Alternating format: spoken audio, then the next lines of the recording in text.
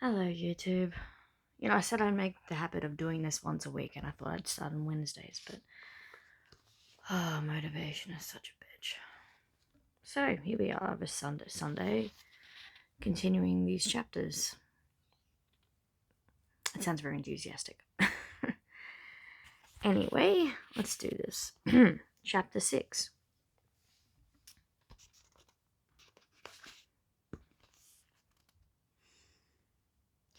It has been reported to this author that the Duke of Hastings mentioned no fewer than 6 times retrieve. What? Oh, yestereve. Goddamn. 6 times yestereve that he had no plans to marry. If his intention was to discourage the ambitious mamas, he made a grave error in judgment. They will simply view his remarks as the greatest of challenges. And, in an interesting side note, his half-dozen anti-matrimony remarks were all uttered before he made the acquaintance of the lovely and sensible Miss Daphne Bridgerton. Lady Whistledown Society Papers, 30th of April, 1813. The following afternoon found Simon standing on the front steps of Daphne's home, one hand rapping the brass knocker on the door, the other wrapped around a large bouquet of fiendishly expensive tulips. It hadn't occurred to him that his little charade might require his attention during the daylight hours, but during their stroll about the ballroom the previous night, Daphne had sagely pointed out that if he did not call upon her the next day, no one, least of all her mother, would truly believe he was interested. Simon accepted her words as truth, allowing that Daphne almost certainly had more knowledge in this area of etiquette than he did. He'd dutifully found some flowers and trudged across Grosvenor Square to Bridgerton House. He'd never courted a respectable woman before, so the ritual was foreign to him. The door was opened almost immediately by the Bridgertons' butler. Simon gave him his card. The butler, a tall, thin man with a hawkish nose, looked at it for barely a quarter second before nodding and murmuring, "Right this way, Your Grace." Clearly, Simon thought wryly, he had been expected.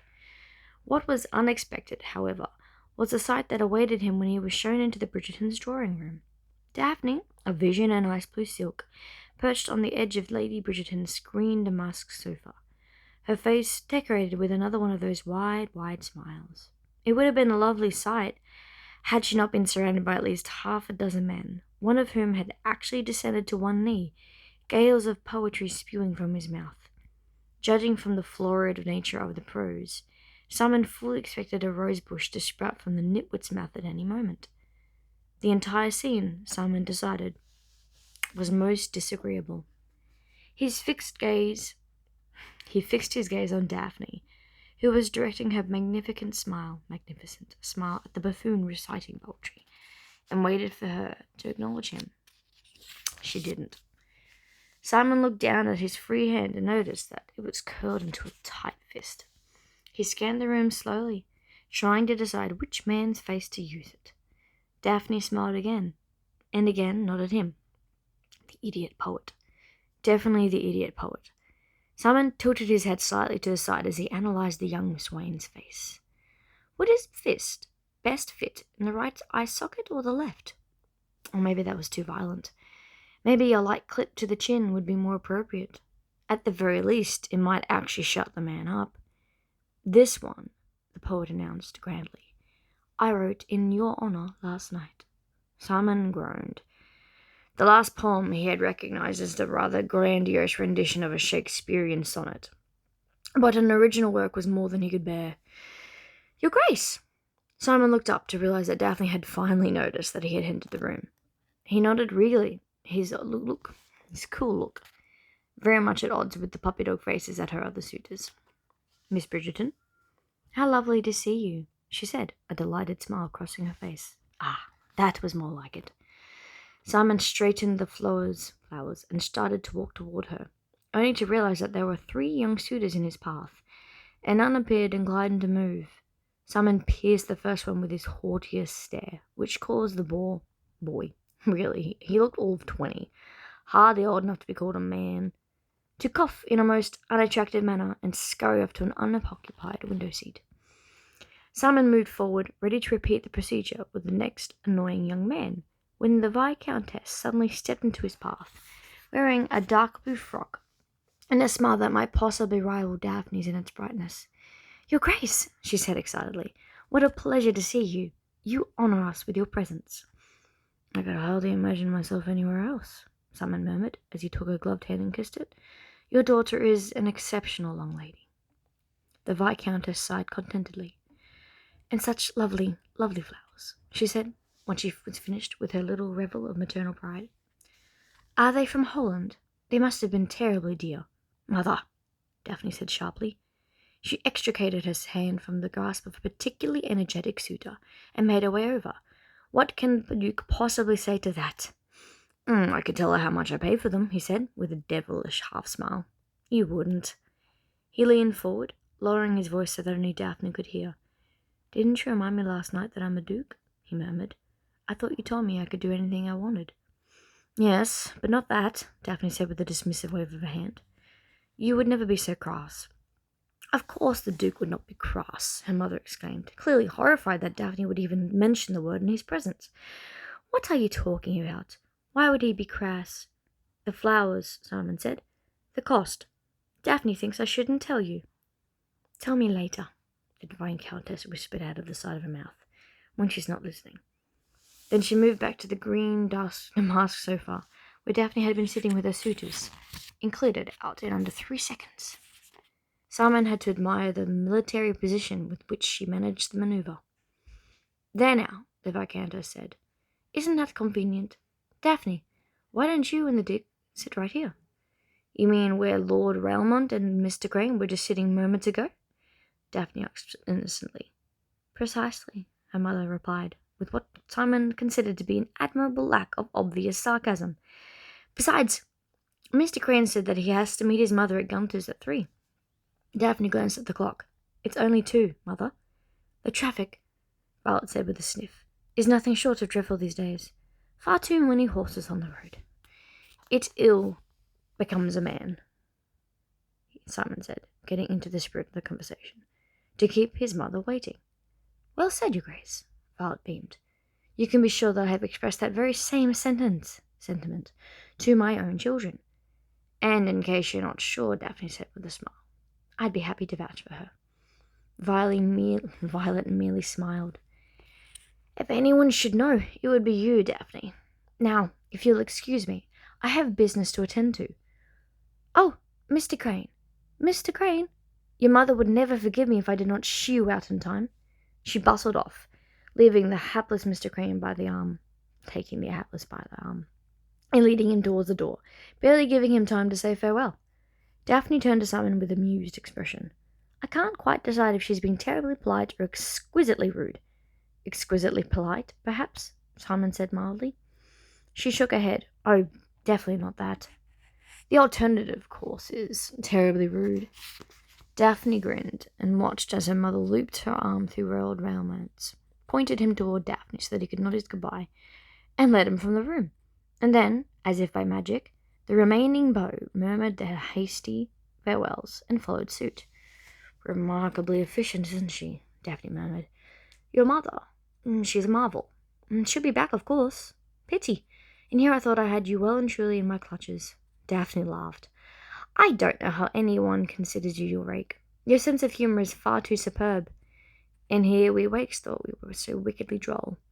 "A rake's humour," Daphne stated, "is essentially cruel." Her comment surprised him. He stared at her intently, searching her brown eyes, and yet not really knowing what it was he was looking for. There was a narrow ring of green just outside her pupils, the colour as deep and rich as moss. He'd never seen her in the daylight before, he realized. "Your Grace?" Daphne's quiet voice snapped him out of his daze. Simon blinked. "I beg your pardon?" "You looked 1,000 miles away," she said, her eyebrow wrinkling. "I've been 1,000 miles away." He felt the urge to return his gaze to her eyes. "This is entirely different." Daphne let out a little laugh, the sound positively musical. "You have, haven't you? And here I've never even seen past Lancashire. What a provincial must seem." He brushed aside her remark. "You must forgive my wool gathering. We were discussing my lack of humour, I believe." We were not, and you well know it. Her hands found their way to her hips. I specifically told you that you were in possession of a sense of humor, far superior to that of the average rake. One of his brows lifted in a rather superior manner.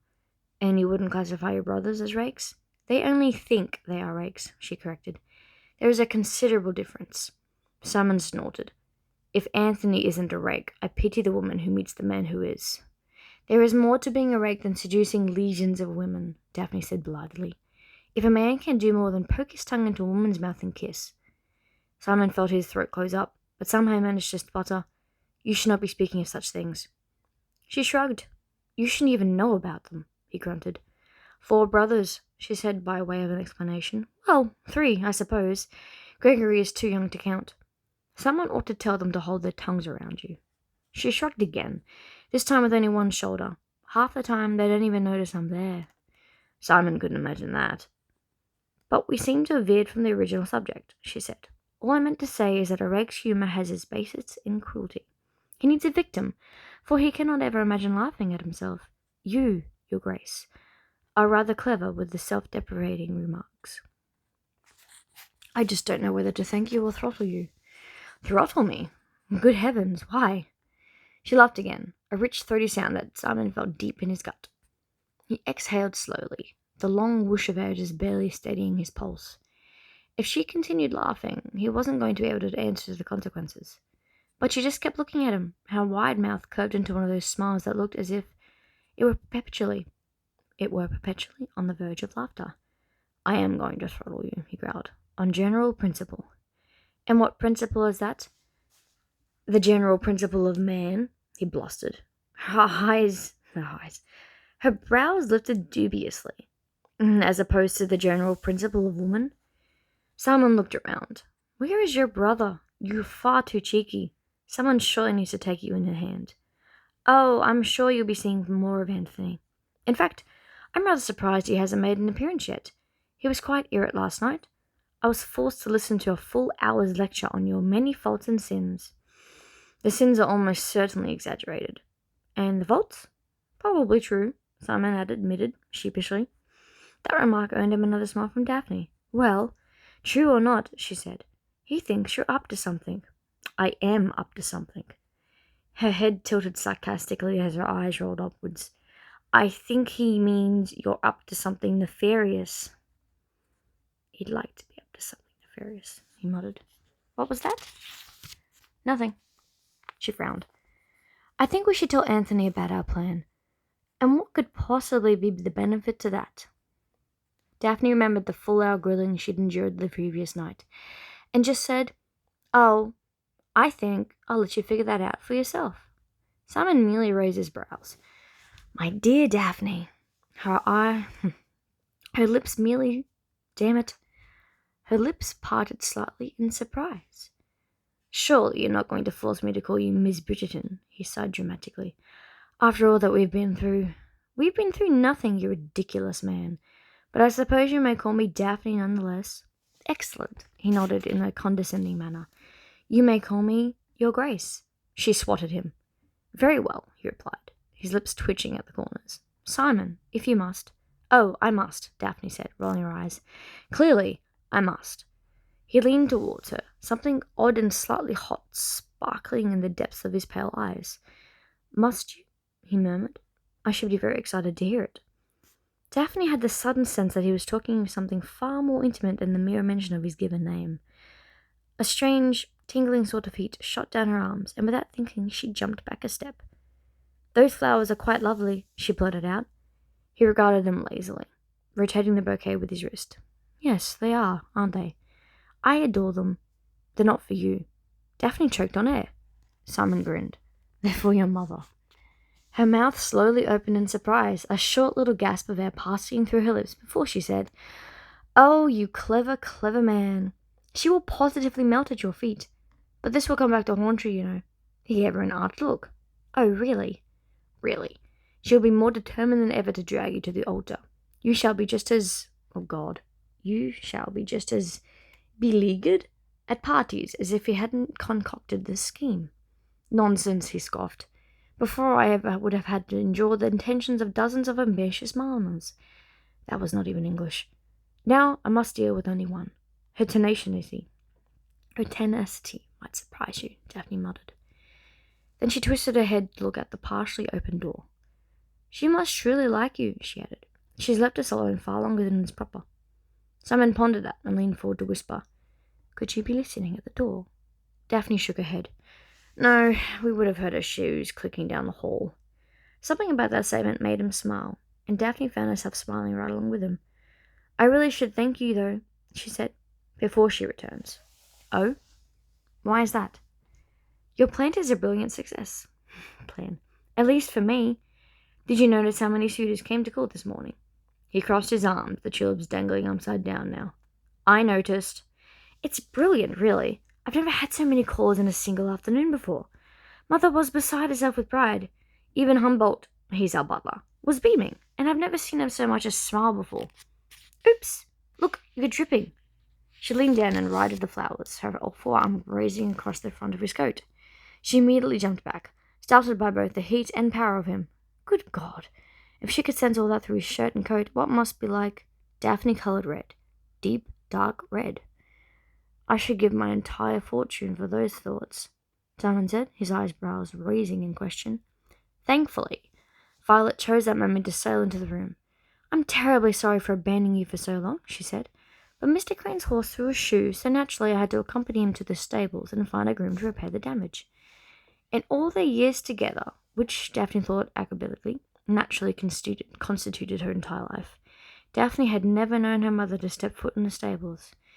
You are truly an exceptional hostess, Simon said, holding out the flowers. Here, these are for you.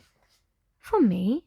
Violet's mouth fell open in surprise, and a strange little breathy sound escaped her lips. Are you certain? Because She looked over at Daphne, and then at Simon, and then finally back to her daughter. Are you certain? Absolutely. Violet blinked rapidly, and Daphne noticed that there were actually tears in her mother's eyes. No one ever gave her flowers, she realized. At least not since her father had died 10 years earlier. Violet was such a mother. Daphne had forgotten that she was a woman as well. I don't know what to say, Violet sniffed. Try thank you, Daphne whispered in her ear, her grin lending warmth to her voice. Oh, Daph, you are the worst. Violet swatted her in the arm, looking more like a young woman than Daphne had ever seen her. But thank you, Your Grace. These are beautiful blooms, but more importantly, it was a most thoughtful gesture. I shall treasure this moment always. Simon looked as if he were about to say something, but in the end he just smiled and inclined his head. Daphne looked at her mother, saw the unmistakable joy in her cornflower blue eyes, and realized with a touch of shame that none of her own children had ever acted in such a thoughtful manner as this man standing beside her. The Duke of Hastings, Daphne decided then and there that she'd be a fool if she didn't fall in love with him. Of course, it would be nice if he returned the sentiment. Mother, Daphne said, would you like me to fetch you a vase? What?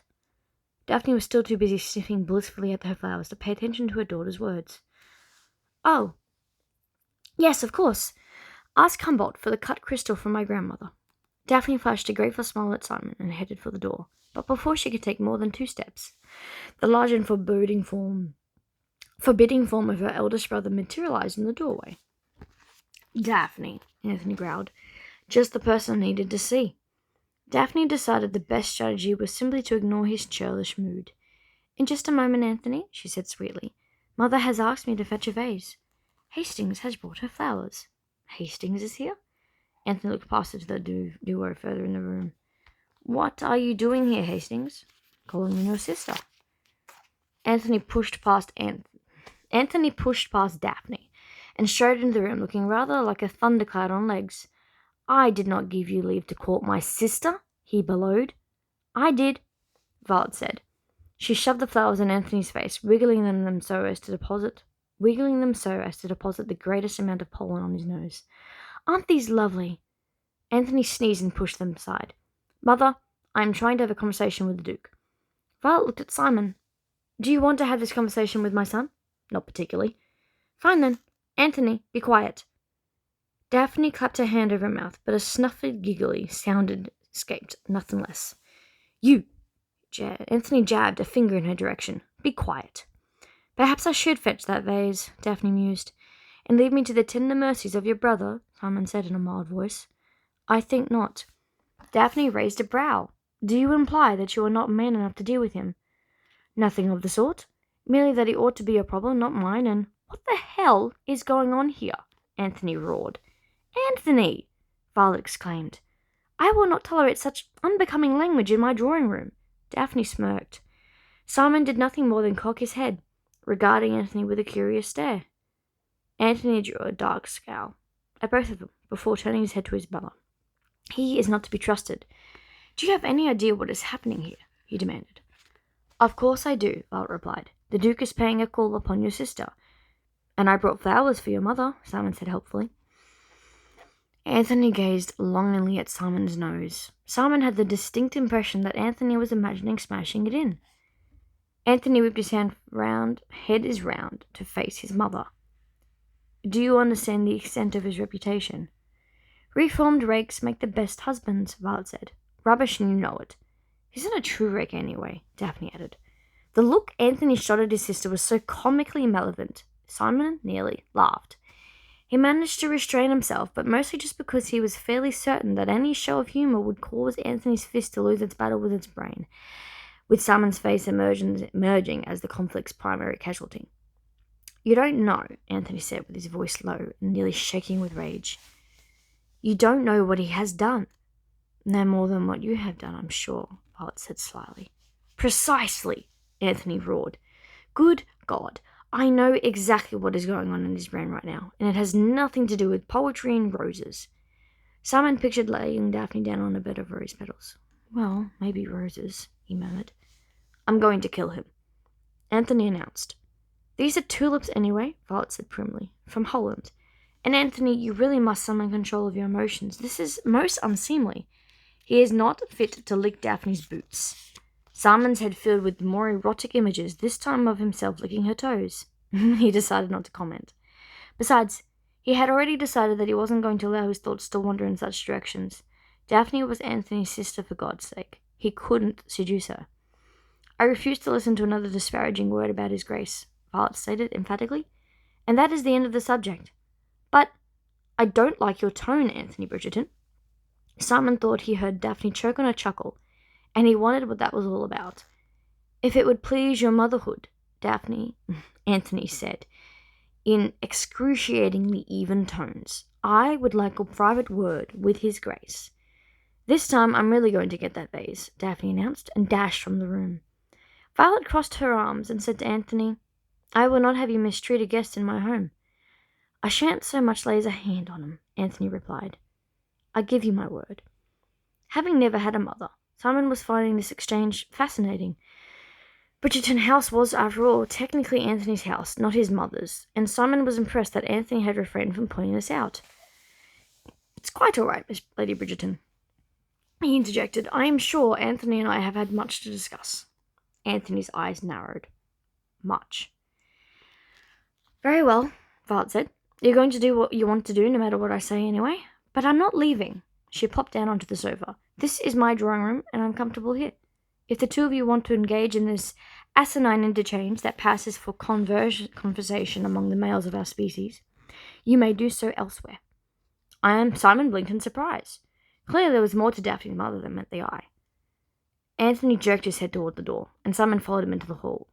"My study is this way," Anthony said. "You have a study here? I am the head of the family." "Of course," Simon allowed, "but you do reside elsewhere." Simon paused and turned an assessing stare on Simon. "It cannot have escaped your notice that my position as head of the Bridgerton family carries with it serious responsibilities." Simon looked at him evenly in the eye. "Meaning Daphne?" "Precisely. If I recall," Simon said, "earlier this week you told me you wanted to introduce us. That was before I thought you'd be interested in her." Simon held his tongue as he preceded Anthony into his study, remaining silent until Anthony shut the door. "Why," he said softly, "would you assume I would not be interested in your daughter? Besides the fact that you have sworn to me that you will never marry?" Anthony drawled. He had a good point. Simon hated that he had such a good point. "Besides that," he snapped. Anthony blinked a couple of times and said, "No one is ever interested in Daphne. At least no one would have her marry." Simon crossed his arms and leaned back against the wall. You don't hold her in a terribly high regard, do you? Before he could even finish the query, Anthony had him by the throat. Don't you dare insult my sister. But Simon had learned quite a bit about his self-defense on his travels, and it took him only 2 seconds to reverse the positions. I wasn't insulting your sister, he said in a malevolent voice. I was insulting you. Strange, gurgling sounds were coming from Anthony's throat, so Simon let him go. As it happens, he said, brushing his hands against each other, Daphne explained to me why she was not attracting any suitable suitors. Oh, Anthony said derivously. Personally, I think it has everything to do with you and your brother's ape-like ways, but she tells me it is because all London views her as a friend, and none see her as a romantic heroine. Anthony was silent for a long moment, before saying, I see. Then, after another long pause, he added thoughtfully, She's probably right. Simon said nothing, just watched his friend as he sorted all this out. Finally, Anthony said, I still don't like you stiffing about her. Good God, you make me sound positively canine. Anthony crossed his arms. Don't forget, we ran in the same pack after we left Oxford. I know exactly what you'd done. Oh, for the love of Christ, Bridgerton, we were 20. All men are idiots at that age. Besides, you knew damn well that...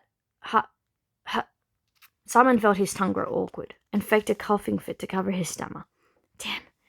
This happens so infrequently these days, but when it did, it was always when he was upset or angry. If he lost control over his emotions, he lost control over his speech. It was as simple as that.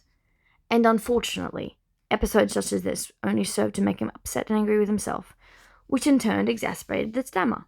It was the worst sort of vicious circle. Anthony looked at him quizzically. Are you all right? Simon nodded. Just a bit of dust in my throat. He lied. Shall I ring for tea? Simon nodded again. He didn't particularly want tea, but it seemed the sort of thing one would ask for if one truly did have dust in one's throat. Anthony tugged at the bell pull, then turned back to Simon and asked, You were saying?